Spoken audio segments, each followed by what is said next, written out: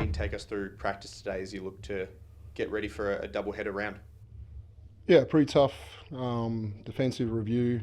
Some areas that we need to be a lot better in, and part of that was our communication and just our trust in our teammates, and that people have got your back. And so I think any good defensive team are really good in those areas, and we slipped a little bit and need to improve it. As you move towards, these 2 games in 3 day stretches, you've had a lot of success with them early in the year. What have you seen from the team in terms of coming together and really regrouping well over these quick turnarounds? Yeah, it's what you build from in pre-season is your structures and your home base about how well you can do things, and then I think in these games there's obviously going to be small adjustments between the personnel that we're playing defensively. So I think we've been good when we've just made small adjustments from our home base.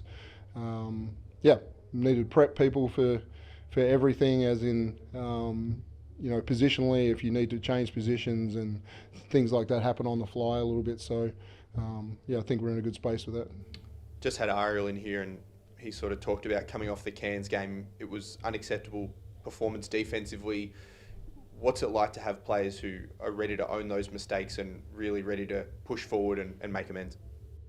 Important that we accept the errors that we made, and I think our group has always been pretty good with that. Can we do better in game to make sure that I thought we did for patches where we made some adjustments from the first few minutes to get going. But if you give up a 8-10 point lead on the road in the first quarter, and you're just battling against it a lot to get back. So spoke a fair bit about our starts and making sure that we set a good standard in the way that we start the game, that our bench can really come in and not be down 8 or 10 and have them have the anxiety of really trying to knuckle down and get us back. We want them to add to the punch of the initial starters doing a good job.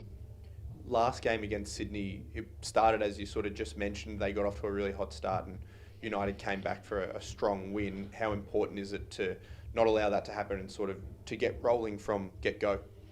Yeah, they shoot the most amount of threes in the league, and they love to attack the paint and pitch out, and there's moments in the game where they can certainly get hot, and they did against us, they did against Wollongong, and they were able to fight their way back in the game as well. So we'd love to start a lot better than we have and make their 3 balls a little bit tougher with some scoreboard pressure, but we'll see how it plays out. And sort of similar to Cairns, they often run 5 out, put a lot of shooters on the floor. How does that affect the way that you have to play Ariel and Joe? Yeah, I think the element of trust that we spoke about before is going to be really important. If our guards can keep people in front of them, there's not too much of a problem. If they're really attacking the paint aggressively and trying to get on the rim, well, when at our best, we're one of the best rim protection teams in the league. But that forces your guards to be able to rotate and help the bigs to protect the rim. So that's an area we'll be working on. Ariel coming up on 50 games in the NBL, 50 games with United. How have you seen his development from when he came in, just having played in Europe as a young kid, as a next star? Yeah, massive. Everyone can talk about the body and just how we've got that healthy and strong, and to have an NBA body right now. But yeah, the change in his daily habits and his commitment to personal development, diet, recovery, all those things have really improved as a pro. And now we're just seeing the patience on court a little bit as well, especially offensively, just taking his time and getting to spots, and possibly the best lob threat in the league when he gets out of screens as well. So, but he won our Share Player of the Award, and most of that was for his defensive activity and just how much he's willing to communicate and help his teammates. That energy and that defense, are those the things that you think make him a potential draft pick?